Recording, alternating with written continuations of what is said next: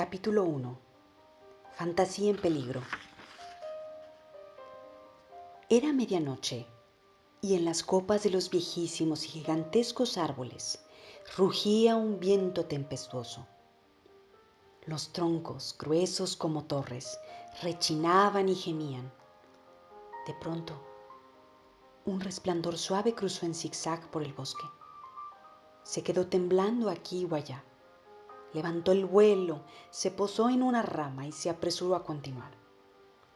Era una esfera luminosa, aproximadamente del tamaño de una pelota, que daba grandes saltos, rebotaba de vez en cuando en el suelo y volvía a flotar en el aire.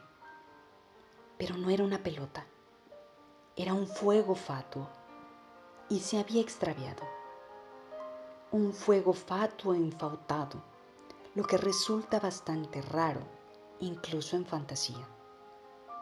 Normalmente, son los fuegos fatuos los que hacen que otros se infatúen.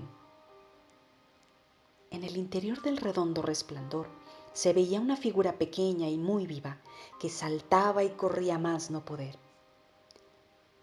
No era un hombrecito ni una mujer, porque esas diferencias no existen entre los fuegos fatuos. Llevaba en la mano derecha una diminuta bandera blanca que tremolaba a sus espaldas. Se trataba, pues, de un mensajero o de un parlamentario. No había peligro de que, en sus grandes saltos aéreos en la oscuridad, se diera contra el tronco de algún árbol, porque los fuegos fatuos son increíblemente ágiles y ligeros y pueden cambiar de dirección en mitad de un salto. A eso se debía su ruta en zigzag, porque en general se movía siempre en una dirección determinada. Hasta que llegó a una saliente rocosa y retrocedió asustado. Jadeando como un perrito, se sentó en la oquedad de un árbol y reflexionó un rato, antes de atreverse a asomar de nuevo y mirar con precaución al otro lado de la roca. Ante él se extendía un claro del bosque, y ahí, a la luz de una hoguera, había 3 personajes de clase y tamaño muy distintos. Un gigante que parecía hecho de piedra gris y que tenía casi 10 pies de largo, estaba echado sobre el briente. Apoyaba en los codos la parte superior de su cuerpo y miraba a la hoguera. En su rostro de piedra erosionada, que resultaba extrañamente pequeña sobre sus hombros poderosos, la dentadura sobresalía como una hilera de cinceles de acero. El fuego fatuo se dio cuenta de que el gigante pertenecía a la especie de las comerrocas. Eran seres que vivían inconcebiblemente lejos del bosque de Jaule, en una montaña. Pero no solo vivían en esa montaña, sino también de ella, porque se la iban comiendo poco a poco. Se alimentaban de rocas. Afortunadamente, eran muy frugales y un solo bocado de ese alimento, para ellos sumamente nutritivo, les bastaba para semanas y meses. Además, no había muchos comerrocas y, por otra parte, la montaña era muy grande. Pero como aquellos seres vivían ahí desde hacía mucho tiempo, eran mucho más viejos que la mayoría de las criaturas de fantasía. La montaña, con el paso de los años, había adquirido un aspecto muy raro. Parecía un gigantesco queso de mental lleno de agujeros y cavernas. Sin duda por eso la llamaban la montaña de los túneles. Pero los comerrocas no solo se alimentaban de piedra, sino que hacían de ella todo lo que necesitaban: muebles, sombreros, zapatos y herramientas, hasta relojes de cuco. Y por eso no resultaba muy sorprendente que aquel comerrocas tuviera detrás una especie de bicicleta totalmente hecha del material citado, con 2 ruedas que asemejaban robustas piedras de molino. En conjunto, la bicicleta parecía una pisonadora con pedales. El segundo personaje, que se sentaba a la derecha de la hoguera, era un pequeño silfo nocturno. Como mucho, era 2 veces mayor que el fuego fatuo y parecía una oruga negra como la pez, cubierta de piel que se hubiera puesto de pie. Gesticulaba vivantemente al hablar con sus dos diminutas manitas de color rosa y ahí, donde, bajo unos pelos negros y revueltos, debía de tener la cara, ardían dos grandes ojos redondos como lunas. Silfos nocturnos, de las formas y los tamaños más variados, había en fantasía por todas partes, y por eso no se podía saber a primera vista si aquel había llegado de cerca o de lejos. De todos modos, parecía estar también de viaje, porque la montura habitual de los silfos nocturnos, un gran murciélago, colgaba boca abajo, envuelto en sus alas, como un paraguas cerrado de una rama situada detrás de él. Al tercer personaje del lado izquierdo de la hoguera solo lo descubrió el fuego fatuo al cabo de un rato, porque era tan pequeño que desde aquella distancia solo podía verse con dificultad. Pertenecía a la especie de los diminutenses y era un tipejo muy fino, con un trajecito de colores y un sombrero de copa roja en la cabeza. Sobre los diminutenses el fuego fatuo no sabía casi nada. Solo una vez había oído decir que ese pueblo construía ciudades enteras en las ramas de los árboles, en las que las casitas estaban unidas entre sí por escalerillas, escalas de cuerda y toboganes. Sin embargo, esas gentes vivían en una parte totalmente distinta del reino sin fronteras de fantasía, más lejos, mucho más lejos aún que los comerrocas. Por eso era tanto más extraño que la cabalgadura de aquel diminutense tenía a su lado fuera precisamente un caracol. Estaba detrás de él. Sobre su concha de color rosa brillaba una sillita de montar plateada y también el bocado y las riendas que sujetaban sus cuernos brillaban como hilos de plata. El fuego fatuo se maravilló de que aquellos seres tan diversos se sentasen juntos armoniosamente porque, por lo común, en fantasía, no todas las especies vivían en paz y armonía. A menudo había luchas y guerras. Existían también rivalidades de siglos entre determinadas especies y además no solo había criaturas buenas y honradas, sino también rapaces, perversas y crueles. El propio fuego fatuo pertenecía a una familia a la que podían ponerse reparos en materia de credibilidad y fiabilidad. Solo después de haber contemplado un rato la escena, se dio cuenta el fuego fatuo de que los tres personajes llevaban una banderita blanca o una banda también blanca cruzada en el pecho. Así pues, eran igualmente mensajeros o parlamentarios y eso explicaba desde luego que se comportasen de manera tan pacífica. ¿No estarían de viaje a fin de cuentas por las mismas razones que el fuego fatuo?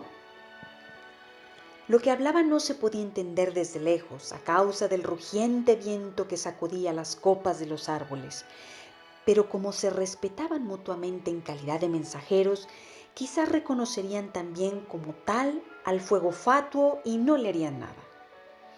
Y al fin y al cabo, tenía que preguntar a alguien el camino. Sería difícil que se presentara una oportunidad mejor en pleno bosque y en plena noche. Así pues, se decidió.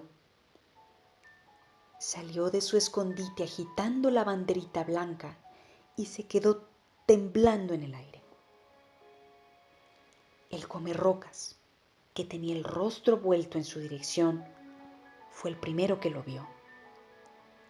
«Hay muchísimo tráfico esta noche», dijo con voz rechinante. «Ahí llega otro». «Uy, uy, uy, un fuego fatuo», cuchicheó el silfo nocturno y sus ojos de luna se encendieron. «Me alegro, me alegro».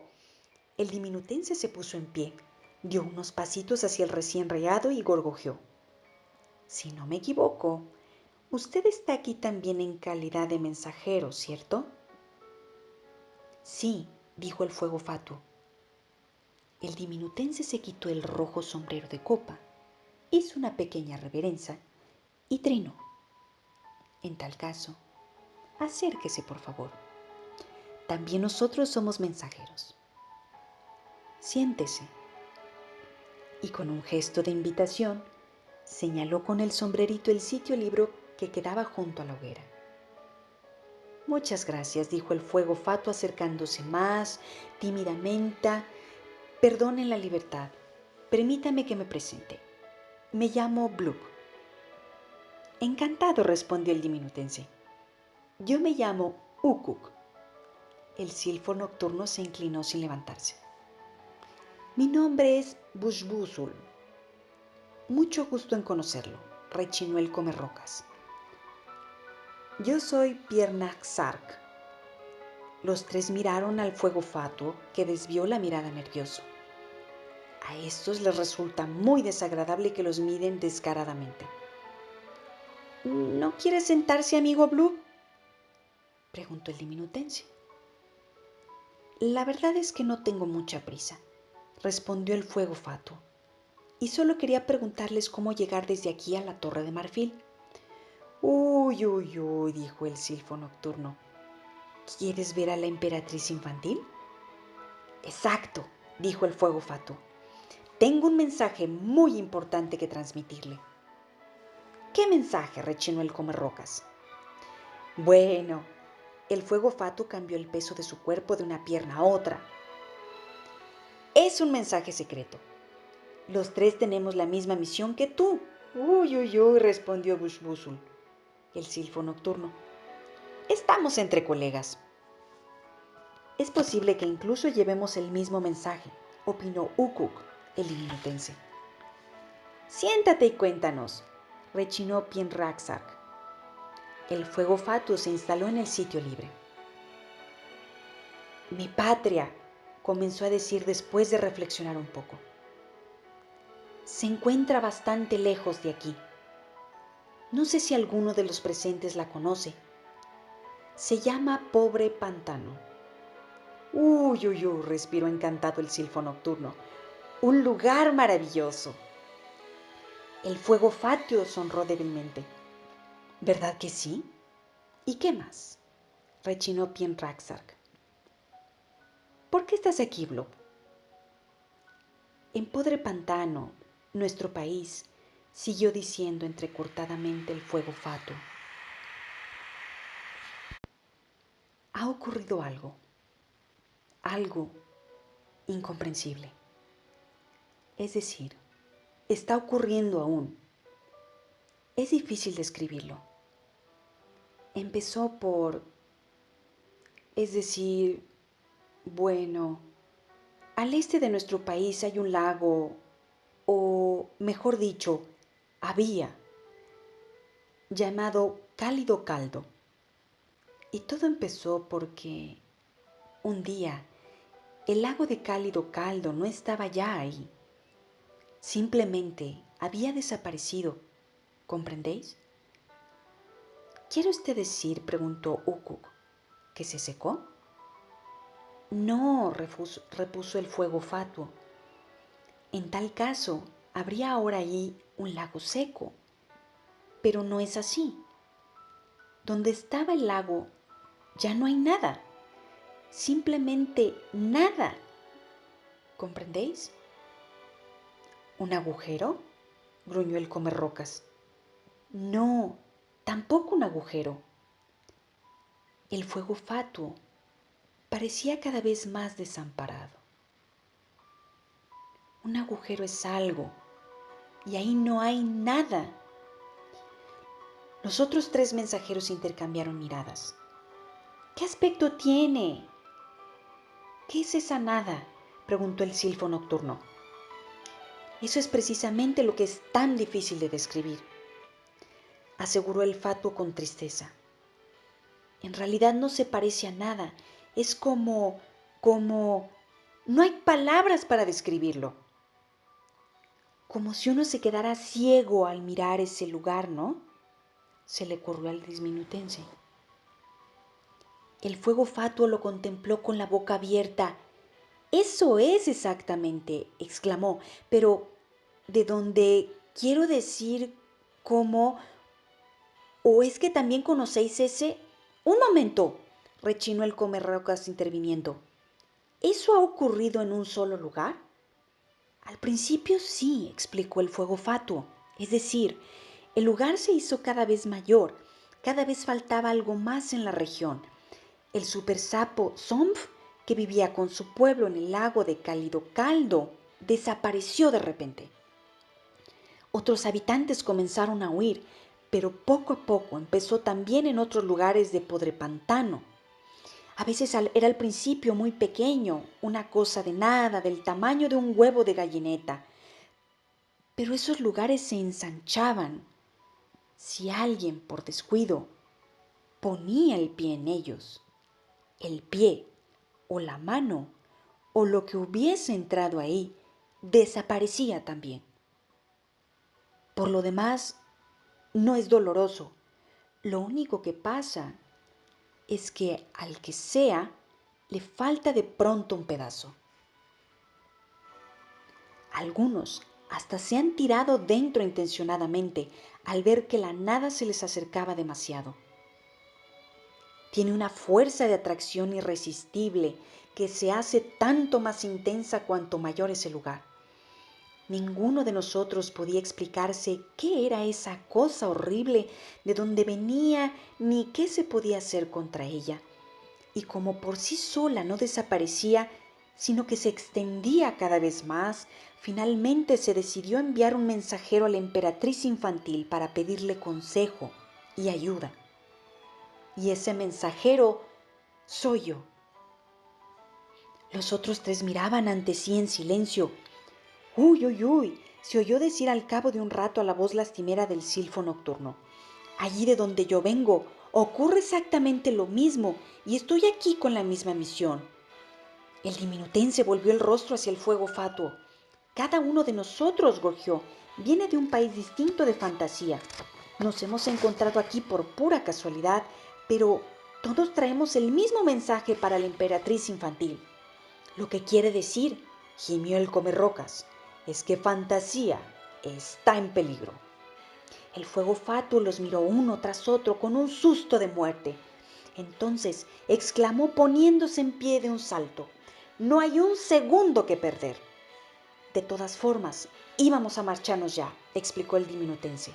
Solo habíamos hecho un alto a causa de la impenetrable oscuridad de este bosque de Aule. Pero ahora que está con nosotros, Blob podrá iluminarnos. ¡Imposible!, exclamó el fuego fatuo.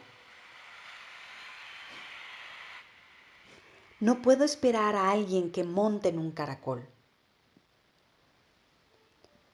Pero si es un caracol de carreras, dijo el minutense un tanto molesto.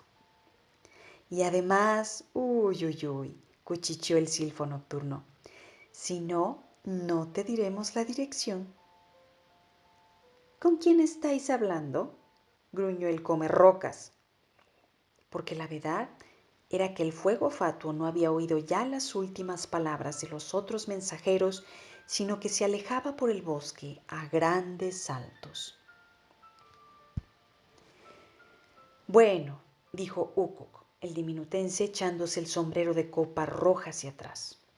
Como alumbrado de carretera, un fuego fatuo quizá no hubiera sido de todas formas lo adecuado. Al mismo tiempo, saltó a la silla de su caracol de carreras.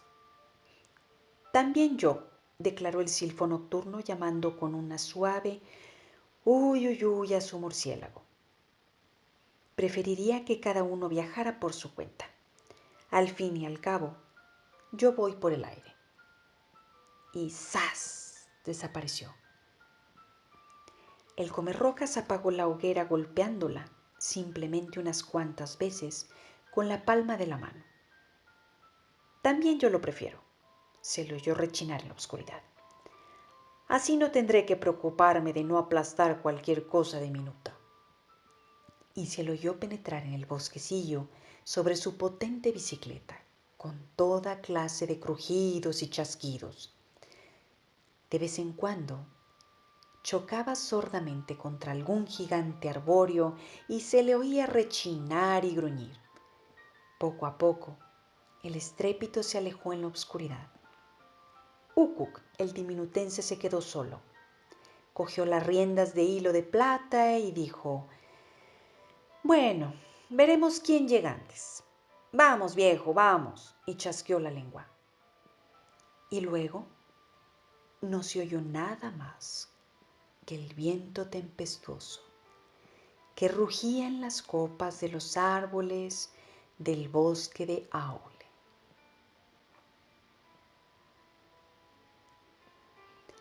El reloj de la torre próxima dio las 9. Solo de mala gana volvieron a la realidad los pensamientos de Bastián. Le alegraba que la historia interminable no tuviera nada que ver con esa realidad. No le gustaban los libros en que, con mal humor y de forma avinagrada, se contaban acontecimientos totalmente corrientes de la vida totalmente corriente de personas totalmente corrientes. De eso había ya bastante en la realidad. ¿Y por qué había que leer además sobre ello? Por otra parte, le daba 100 patadas cuando se daba cuenta de que lo querían convencer de algo. Y en esa clase de libros, más o menos claramente, siempre lo querían convencer a uno de algo. Bastián prefería los libros apasionantes o divertidos o que hacían soñar, libros en los que personajes inventados vivían aventuras fabulosas y en los que uno podía imaginárselo todo. Porque eso sabía hacerlo muy bien. Quizá fuera lo único que de verdad sabía hacer. Imaginarse algo tan claramente que casi podía verlo y oírlo. Cuando se contaba a sí mismo sus historias, a menudo olvidaba todo lo que le rodeaba y se despertaba solo al final como de un sueño. Y aquel libro era exactamente de la misma clase de sus propias historias. Al leerlo, no solo había oído al rechinar de los gruesos troncos y el rugido del viento en las copas de los árboles, sino también las distintas voces de los 4 extraños mensajeros. Y hasta se había imaginado percibir el olor del musgo y del suelo del bosque. Abajo en la clase comenzaría pronto la hora de ciencias, que consistía sobre todo en contar pistilos y estambres de las flores. Bastián se alegró de estar en su escondite y poder leer. Era exactamente el libro apropiado para él, pensó. Exactamente el apropiado.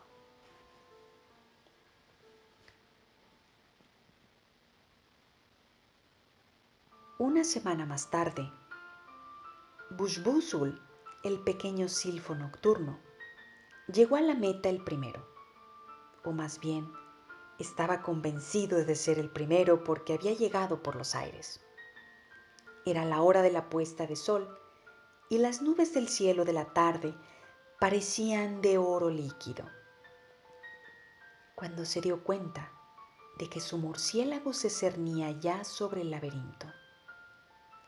Ese era el nombre de una gran llanura que se extendía de horizonte a horizonte y que no era otra cosa que un jardín inmenso, lleno de perfumes turbadores y colores de sueño. Entre arbustos, setos, prados y macizos con las flores más extrañas y extraordinarias, discurrían anchos caminos y estrechas veredas de forma tan artística y complicada que el jardín entero formaba un laberinto de increíble extensión. Naturalmente, aquel laberinto solo se había construido para jugar y divertirse y no para poner seriamente en peligro a nadie ni para defenderse contra ningún atacante. Para ello no hubiera servido y tampoco la emperatriz infantil necesitaba esa protección. En todo el reino sin fronteras de fantasía, no había nadie de quien tuviera que guardarse. Eso se debía a algo que pronto sabremos. Mientras el pequeño silfo nocturno planeaba con su murciélago, sin hacer ruido alguno, sobre aquel laberinto de flores, pudo observar toda clase de extraños animales.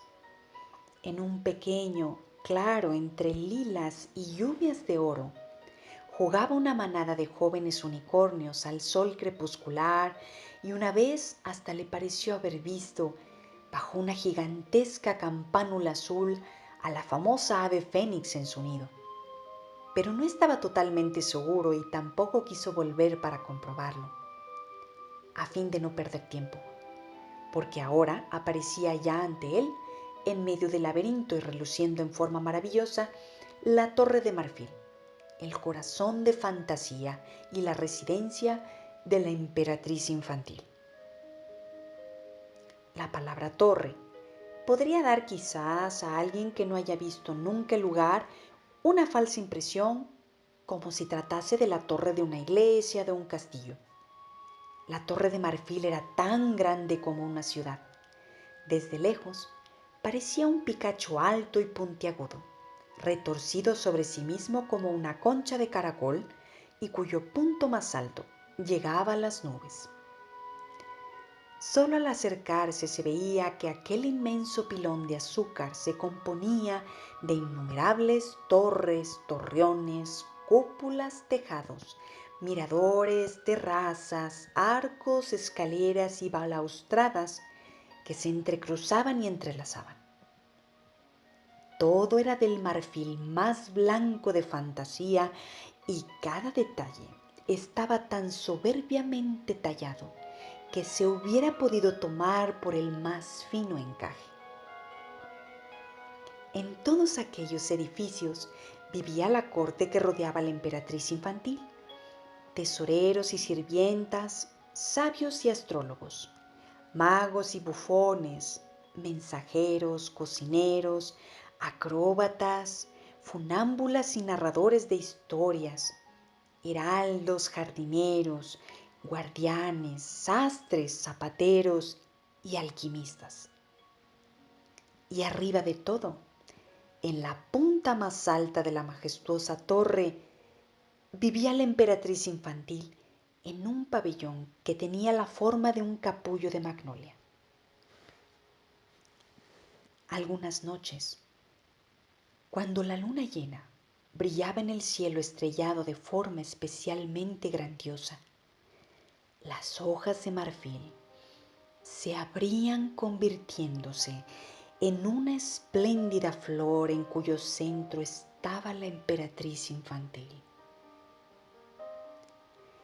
El pequeño silfo nocturno aterrizó con su murciélago en una de las terrazas bajas donde estaban las caballerizas.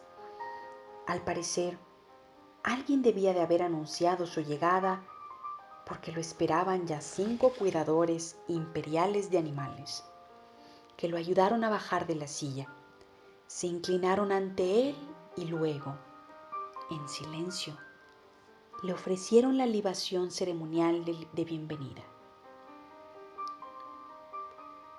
Bushbushul probó apenas del vaso de marfil para guardar las formas y luego lo devolvió.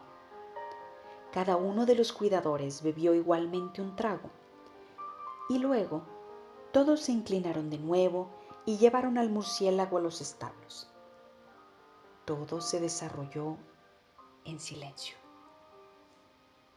Cuando el murciélago llegó al lugar que le estaba destinado, no tocó la bebida ni la comida, sino que se enrolló enseguida sobre sí mismo.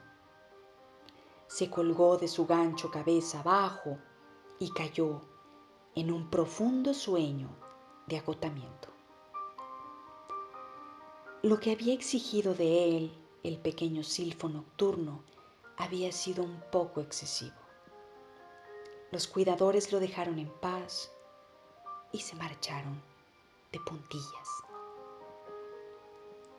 En aquel establo, por cierto, había muchas cabalgaduras, un elefante rosa y uno azul, un gigantesco grifo cuya parte superior parecía de águila y la inferior de león, un caballo blanco alado cuyo nombre fue conocido en otro tiempo fuera de fantasía, pero ahora se había olvidado, algunos perros voladores, otros murciélagos también y hasta libélulas y mariposas para jinetes especialmente pequeños. En otros establos había además otras cabalgaduras que no volaban, sino que corrían, reptaban, saltaban o nadaban, y cada una de ellas tenía cuidadores especiales para su servicio y aseo. Lo normal hubiera sido que se oyera una considerable confusión de voces. Bramidos, chillidos, silbidos, gorjeos, cantos de rana y graznidos. Pero reinaba un silencio total.